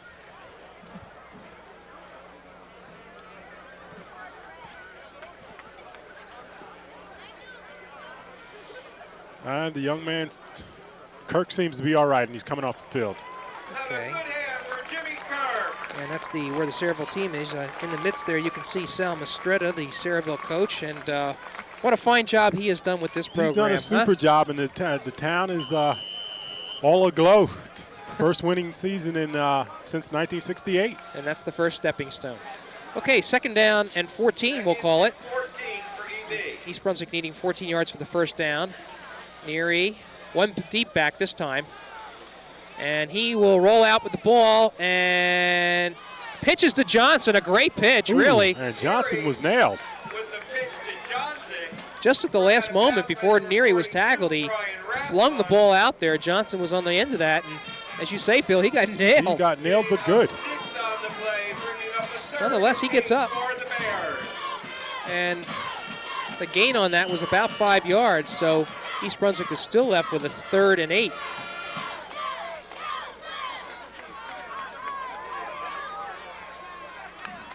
And Johnson went out of bounds on that play, so that stops the clock with 4:11 left to go, and East Brunswick still up by a 20-0 score. Neary gives to Pilato. It was a counter. Stop on the play by Scott Consigliere. Consigliere once again in on the tackle. And that's going to be short. Phil, even in the obvious passing situations, East Brunswick is still not going to throw. And why should they? So that'll be a 4th down. East Brunswick needing 6 yards to go, so they'll punt. Cavallero dropping deep for Sayreville.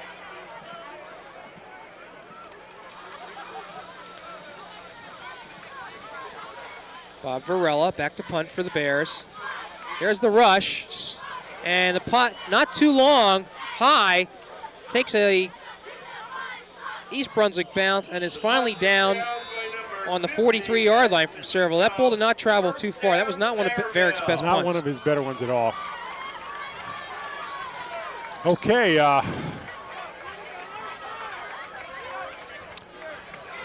Well, the question right now, Phil, is offensively, if you're East Brunswick, do you keep your first team in? Is there still enough time for Sayreville to do anything? I know they're going to keep the first team in defensively. East Brunswick is on a sort of a roll here. They have not allowed any points, certainly from the last game, and they shut out Madison Central 17-0. Right. Sayreville has not scored yet. Burke drops back. Here comes Zins, and he is forced to get rid of the ball, Burke is. Throws incomplete. 2nd down and 10. I'll tell you, Zins and Varela teaming up for the near sack. And a fine defensive scheme for the Bears. They know when to blitz their backers. Their defensive ends come in. Strong defensive ends have always been a mainstay for East Brunswick over the years too, Phil. And they present a number of different fronts for Sayreville, and that's what causes the confusion. And they'll be blowing in there once again. 2nd and 10. Varela again. Here they come.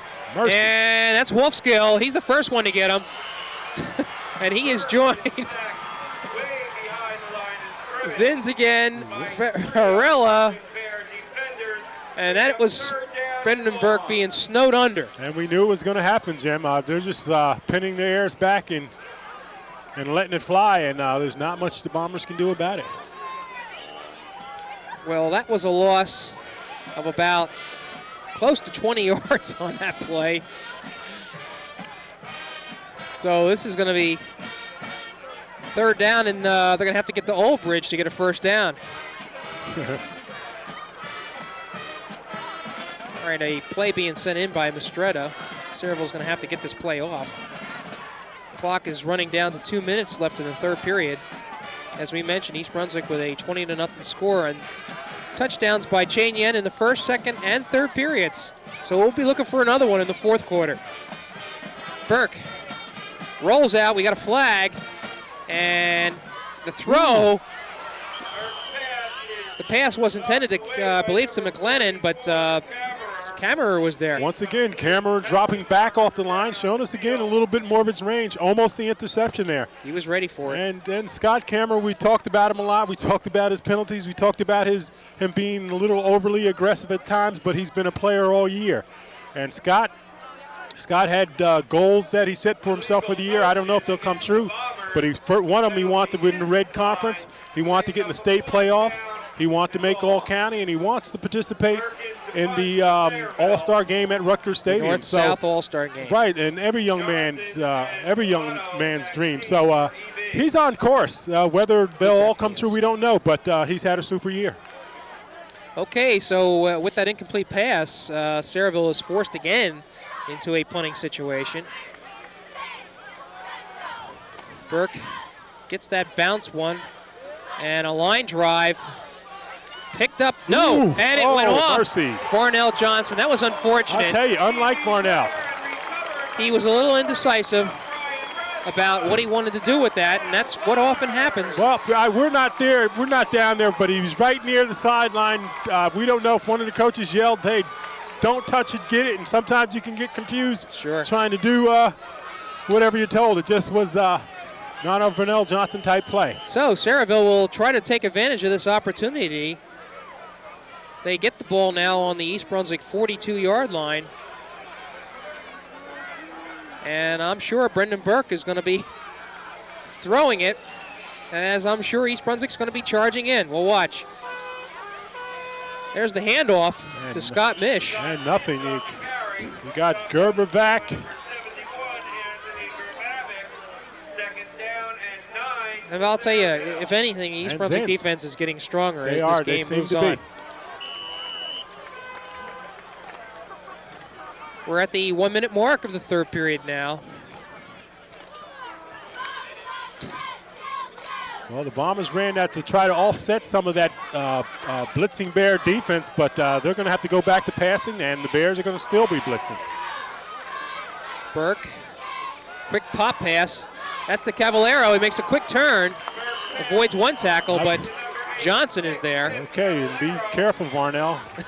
He was. A little aggressive on the tackle there. Cavallero with a nice spin move, almost breaking away. And that's going to bring it probably about a yard short of the first down. Advances to the 33-yard line. We have 18 seconds left to go in the third period, and I'm not quite sure they're going to get this play off. We'll watch.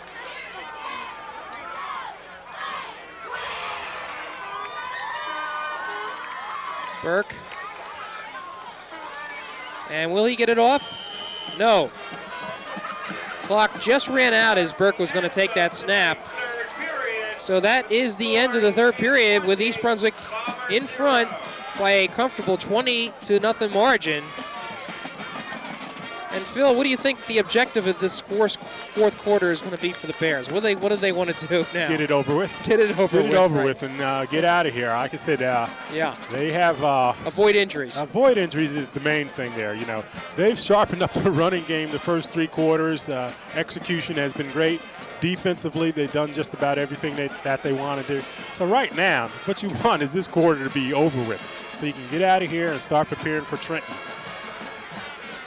Well, the question is, if East Brunswick gets the ball back, assuming that they do you take out some of those first-team players to avoid the injuries? Well, I think you got to be thinking about injuries. I think you're going to see some of the younger players get a chance to play here, and give some of the veterans a rest. Of course, again, I always mention that you got to be ready to go the full four quarters in a playoff, so you got to be used to that. But it probably doesn't make any sense at this juncture here. They're in complete control of the game here, and granted, the score is 20-0. That's they're in an complete control overwhelming of the game here, exactly. And Sayreville's offense hasn't shown any ability to do anything. Well, Sayreville then will start this fourth quarter. They need just 1 yard to get this first down, and the give.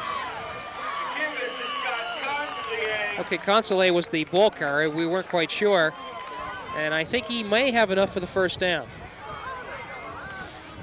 Let's wait. Yes, they do give him the first down. First down, Sayreville. So the Bombers will try to penetrate as much as possible here, see if they can get on the board. Ball's on the East Brunswick the 31-yard line.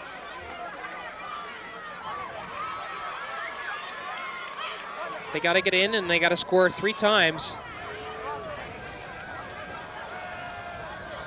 Burke comes back to pass. Here comes the rush, and he's throwing it. Ooh. Let's see. I thought they might have called a flag on that. And you can give that incompletion to Bazinko. Bazinko putting the pressure on Burke, and Burke overthrowing his receivers. Matt Bazinko, they're letting him loose a little bit tonight. And he has tremendous quickness for a man his size. So with that incomplete pass, it brings up a second down. 10 yards to go. Ball on the 31-yard line of East Brunswick. They're ahead, East Brunswick 20-0. A controlled game by East Brunswick. Not doing too many fancy things tonight. Here comes Burke, and Penalty markers down. and I'm not sure a body was offside as much as somebody moved their hand over to point, as if hey, the other player moved on the other team, and I think the official is going to call the East Brunswick. No, they will call Sayreville with illegal motion. So the East Brunswick player was right. He was correct.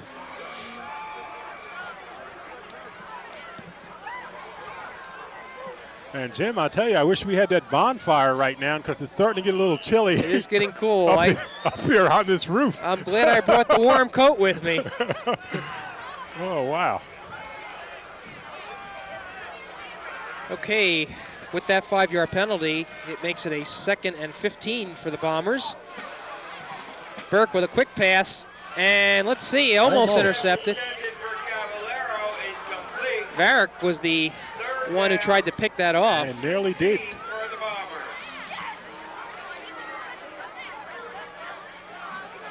Burke just is not in his element as a passer. He really isn't. He just doesn't seem to be able to read his receivers the right way. Well, I guess it's something that they haven't done a lot this year, and so you can't change your spots all of a sudden if you haven't been used to doing it. So that'll make it 3rd down now.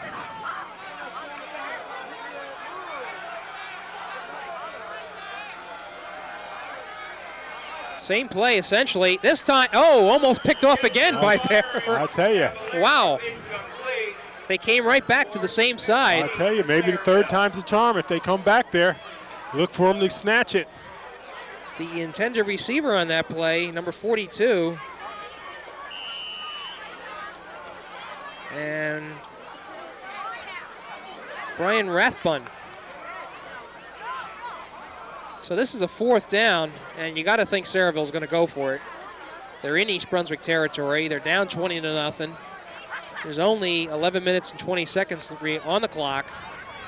And even if they do give the ball up here, it won't be in a tragic position.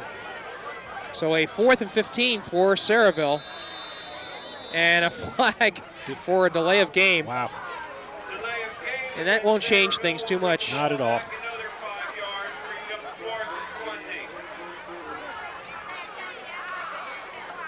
So the ball is marked off back to the 42-yard line. And Mistretta sends in 4 different players. I can't believe he's going to punt. I can't believe it. Well, we will wait and see.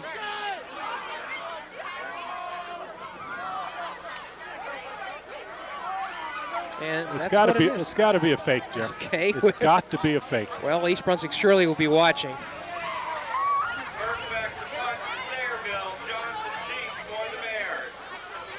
Well, wow. That's called conservative. And this time Johnson elects to let the ball bounce even though it goes inside the 5-yard line. A real nice punt for Burke. But I'll tell you, Jim, if you're a Bomber fan, you got to be really disappointed. As I say, they have nothing to lose at this juncture here. To punt in this situation here when you're down 20 points, whether you lose by 20 or 40 at this juncture doesn't mean a lot. You've lost the game. The fans want to see some action here. At least you go for it here. And I just can't buy it. I really can't. Well, you're right, Phil. If the Sayreville was going to do anything, it would have been on that drive. East Brunswick is a conservative team. Well, they're really going to be conservative here. Johnson avoids one tackle in the end zone, gets out. Well, they weren't too conservative. That's about the most imaginative East Brunswick has been this entire half. A pitch out wide to Johnson. Yeah, you don't want to pitch the ball there, Jim, but you're back to the end zone. It's not going to kill them if the Bombers score, but it's not the type of play that you normally call in that situation. But they do want a shutout. Make no mistake about it. East Brunswick prides itself on its defense, and a shutout would be a good prize to show for this effort tonight. Neary gives to Chin Yan up the middle, and the fullback bowls his way over the 10-yard line. And that's good for about 5-6 yards. So East Brunswick will now have a 3rd down, and they can afford to take their time. And if there were any thoughts of putting in the first team, taking out the first team with the ball being this deep in the end zone, they weren't going to do it.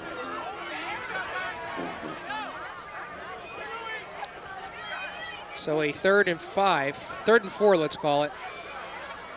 Neary Ooh, and he to is Pilato, nailed. and Pilato goes down. Wow.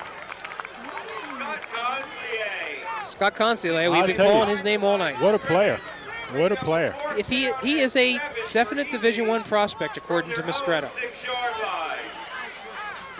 And from his play tonight, you can see why. He has certainly been the player who has made the most tackles for And the we've Bombers. seen some linebackers this year. There's been quite a few good linebackers this year.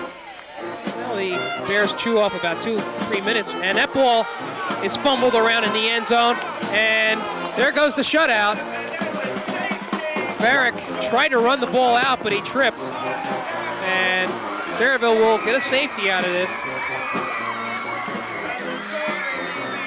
And the score now is 20-2. I'll tell you, very strange. It was strange. Well, it started with the center snap. It was fumbled. It was bouncing along the ground. You really can't fault Varick on that one. And you see Varick and Bazinka walking off the field hugging each other, and one saying to the other, well, I should have got it back there, and the other saying, well, I think I should have got it off. Just one of those things. Well, that really should put a damper on things. East Brunswick still has played marvelously well defensively. And so now Varick will be kicking off from his own 20-yard line. Well, now I'm really confused. Okay, it is Varick. Varela was the one that lost the punt. Okay, there's the kick. And a line drive goes out of bounds. And there's the flag. I think the official was unsure whether or not it should be called a penalty since it wasn't a kickoff, so to speak. Well, what do you do in a situation like this? Force the team to kick off from the 15? Well, I have to admit, I've never seen an out of bounds on a kickoff from the 20-yard line. it still has to be a penalty. So they'll probably do it again. And that is what is happening. The players are marching back. And with this being a 5-yard penalty, East Brunswick will probably have to kick from its own 15-yard line.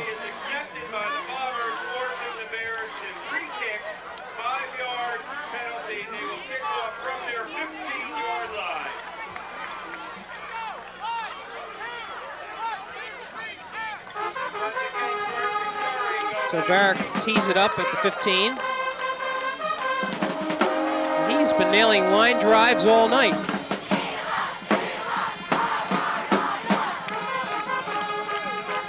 Okay, we're set to go here.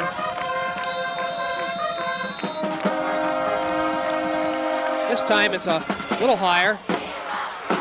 Ball is fielded by Sayreville. This is Burke. Ooh, he's got some room out here. And all he needs is one block, but makes another shuffle step, gets around. And a fine run back. And a little activity in the middle of the field there as Johnson and a couple of players start talking. And Varick's the guy who made that tackle on the sideline.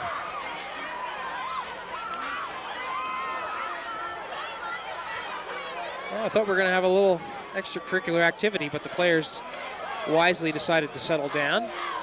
Well, you don't want to get kicked out of a game at this juncture. That's a very important point, Phil. You get kicked out of this game, you're not eligible for the next game. Right. So Sayreville will set up shop in excellent field position on the 30-yard line, and they're going to try to push home another score here. This is Burke. He's back. Pass behind. No flag. Well, the ball was thrown behind the player, Phil, and I think that's why they didn't call it. Tim Fisher was the intended receiver. And Mistretto is not upset about it, so we shouldn't be. Still some time on the clock, 8:45. This is a slow-moving second half. Sayreville putting the ball up an awful lot. I would hate to see the passing statistics for Brendan Burke. He hasn't completed many. And here comes Kammer. And I think they're going to get him. Kammerer is on top of the pile. It looks, we knew he was coming in. And the wind's starting to whip up now. But Varela was the first one there again.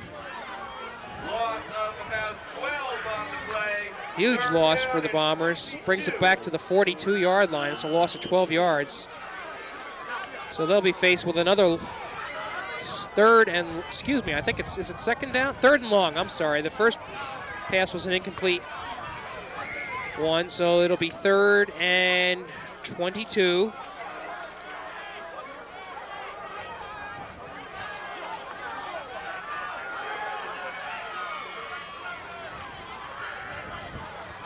Here they come. And this time they complete the pass to Mish. And we got a flag, roughing the passer. And that's what they're going to call. And we don't know who they're going to call it on. We got both Jay Adosho and Matt Pazinkel back there meeting at the quarterback, and the official decide to call roughing the passer.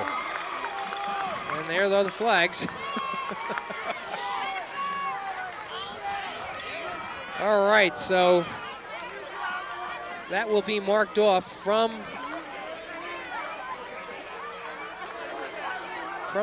the I guess the yard from the line of scrimmage. And Varnell Johnson is very upset right now, and he's been upset a good portion of the. He's acting out a lot more than we were used to seeing Varnell, but he's very upset about something right now, and his teammates trying to cool him down. All right, so they tack on 15 from where Mish advanced the ball. He went out of bounds on about the 35, so if it's 15 yards are marked off from that, it looks like Sayreville will have a first down on the East Brunswick 20. But there's still a discussion going on.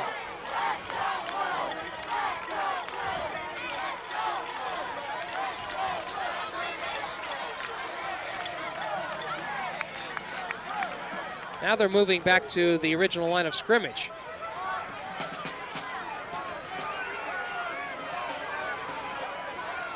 The point is you can't take the play and the penalty too. Right, and I guess my question is, isn't it an automatic first down? Because the Bombers do not have enough yards as a result of that. And it is. Automatic first, I believe. Okay, it will. It will be a first down. They're still talking.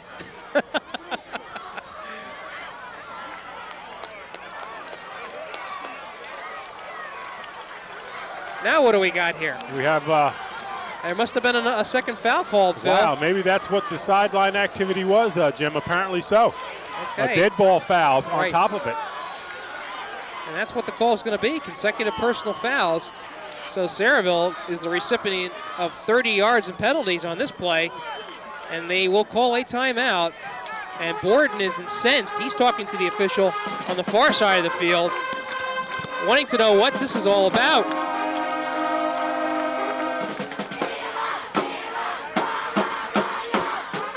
You can see him talking to the head official. Regardless, Sayreville's going to have great field position. Officials tell them the additional foul was called on the sideline there. And you see Marcus Borden going into the huddle there, and he's trying to settle his troops. Apparently he settled himself. Well, he's here in his customary shorts. He said he's going to wear them for the rest of the year.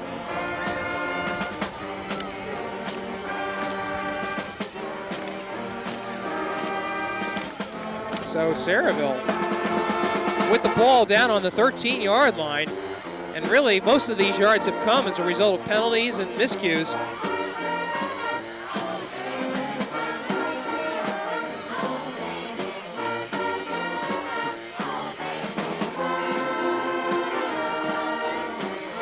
All right, Sayreville will come back onto the field. When they took that timeout, when East Brunswick took that timeout, the whole team came to the sidelines.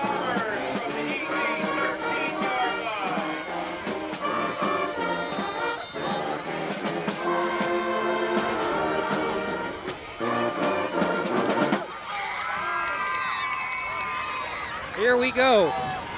We've still got 7 minutes and 49 seconds left in this game. It's been real slow. Okay, Burke and Gerbervac. That's right, it was Anthony Gerbervac, first one back there. Wow. Boy, he came plunging through. Anthony Gervaback, one of the dependable defensive linemen for the for East Brunswick this year. Gervaback, just a sophomore too.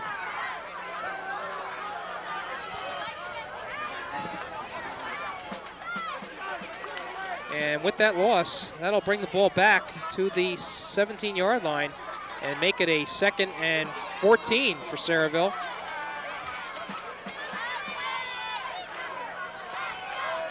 And Burke is by himself, and he's thrown in the end zone all alone. Wow. A beautiful catch. Wow.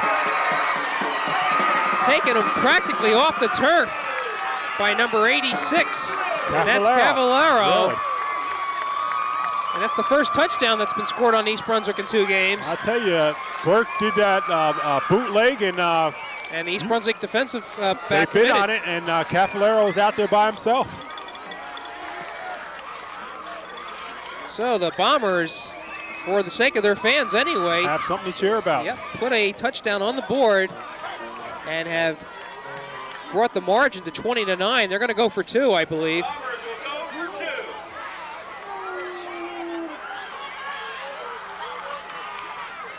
2. So let's see what this play is. Burke runs it and passes it again to try to get Cavallero, but it's incomplete. And so the score remains 20-9. East Brunswick over Sayreville. The Bombers score coming off of what seemed a lot of time, but it actually came as a result of a safety first, was kicked. And they were able to put it in. And as you can see here, this is the Sayreville side of the field. A good crowd on hand tonight, and a lot have remained, even though this game has seemingly been decided. Well, 20-9 is not exactly a super comfortable score. this has been a long 4th quarter for everybody. We still have 6 minutes and 58 seconds left in this quarter, unbelievably. Game is 2 hours old. And its temperature has dropped significantly. And this quarter just seems as if it's dragging. Well, the way Sayreville is lining up, we may just see an onside here. Why not? So let's watch. And East Brunswick does not have a lot of men on that side. No, it's not an onside. And the ball is live. Johnson picks it up. Ooh, good. And gets hit. I'll tell you, heads up play by Varnell Johnson. That ball just died there, and he almost thought it was going to go out of bounds, and he picked it up because it was a live ball. After going 10 yards, it's a live ball. And this has been a strange Very fourth strange. quarter. I tell you, it's a quarter that if you're a Bear fan, you just want to get it over with. So the Bears will attempt to take some time off the clock. There's 6 minutes and 40 seconds left in the game, and they do have a 20-9 lead here. All of Sayreville points coming on in the 4th quarter. Neary still in at quarterback.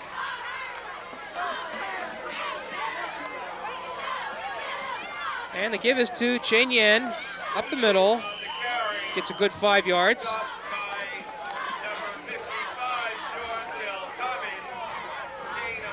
And that'll bring up a 2nd and 5.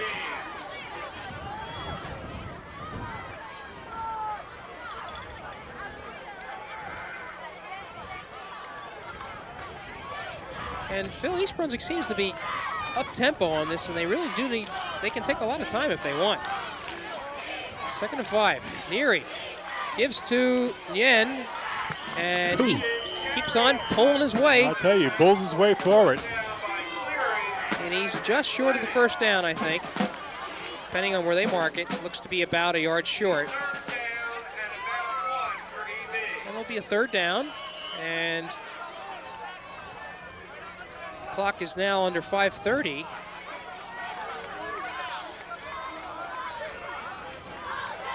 And with East Brunswick needing a yard, they'll probably do the conservative thing and give it to its fullback.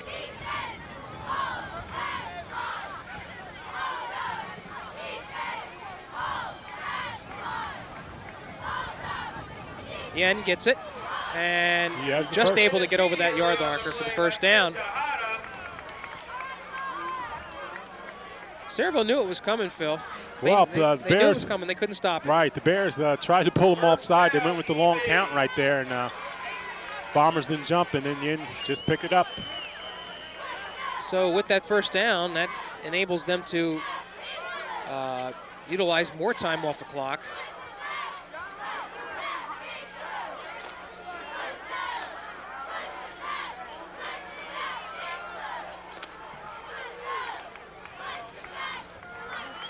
First down for the Bears. Neary, now he's on the pitch out. No, he's going to keep it. And he turns it upfield. Stays in bounds, which is probably the most important thing at this juncture. But I tell you, I can think of a lot better plays than having my quarterback at this juncture of the game running sweeps. The thought went through my mind also. But well, Neary gets 9 yards on the play.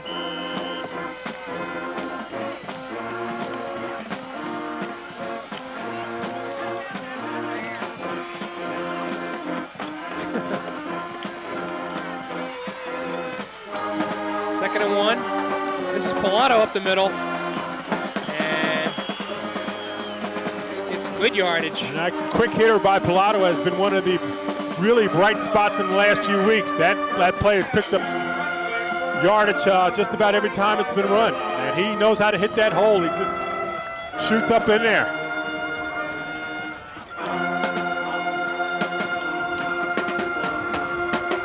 So another first down for East Brunswick. This march continues. It started on about the 20-yard line. Neary, and in that time was the backfield for Sayreville. I think that was Scott Mishville, 46, first one back. That's right, blowing in there. And after a while, Sayreville's just going to get smart and just plow through that gap. Right. So a loss of 1 yard on the play. Should bring up a 2nd and 11.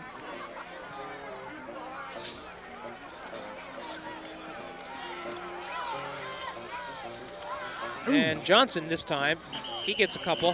Johnson on the carry, Gonzalier, and Gonzalez on the tackle.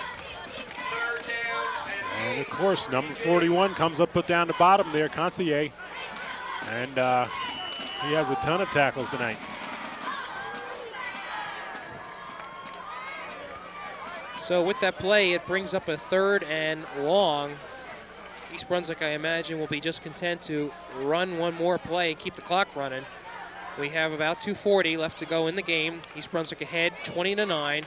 Neary on a rollout. He's going to keep it. He's hit again. And you cringe every time there's a tackle. Wow.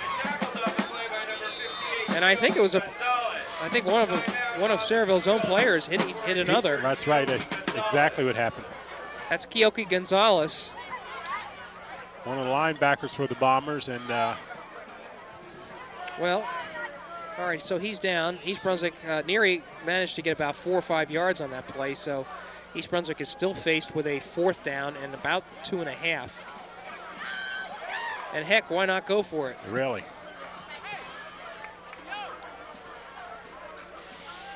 And as Sayreville usually does, they will go to the sidelines. And Phil, we started to talk about Sal Mastretta. What a wonderful program he has developed here at Sayreville. He's turned it around in just 3 years here at Sayreville. And, you know, Sal Mastretta's been a winner. 1984 with St. Peter's, 10-0, took him to the South Parochial State Championship. And he did that in his very first year of varsity coaching, so that had to be exciting for him. And he grew up in a football family. Of course, he has his father, Vince, here, who's an assistant coach. And Vince coached at Westside High in Newark for about at least 16 years that his son was in school. And so he grew up in a football family. Right, and Sal Mastretta is a graduate of J.P. Stevens High School. That's right. He played linebacker and guard, I believe, there, 1972. Yes, he was. All right. Have a good round of applause. So Gonzalez is up. And that'll enable the players to get back onto the field and finish out this game, which should have been over a long time ago. It's 2 hours and 10 minutes and running, which is a long time for a high school game, believe me. And real fun is yet to come, trying to get out of here.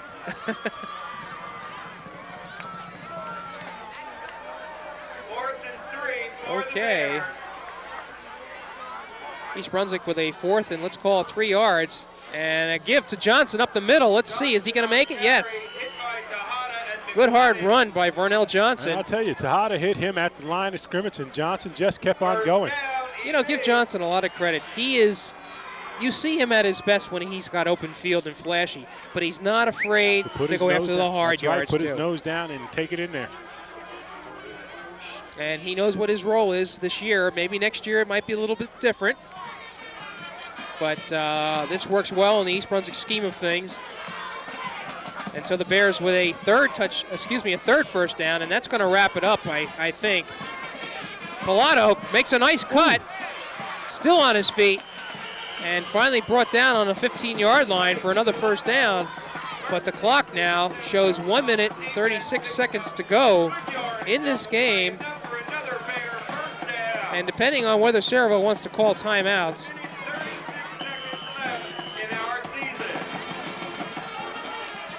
that's just going to about wrap it up as far as being able to keep the ball away from Sayreville. So it just remains to run out the clock. Should be nothing fancy here.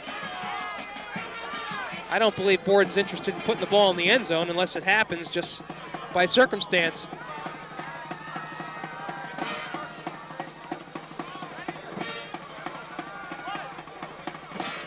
Give is to Chen Yen, and he wields his way through for a couple of yards.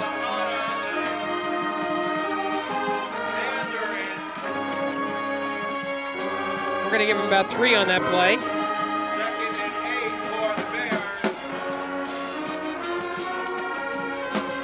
So we're under a minute now, 45 seconds left to go.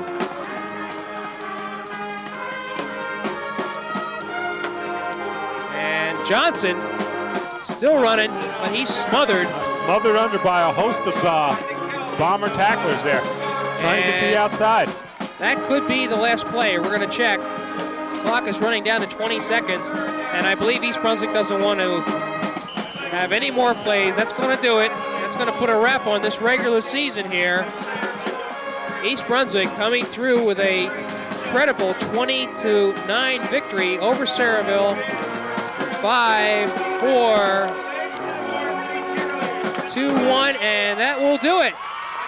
And the East Brunswick High School football team finishes the regular season with a fine 8-1 record, beating Sayreville 20-9, and now gets ready to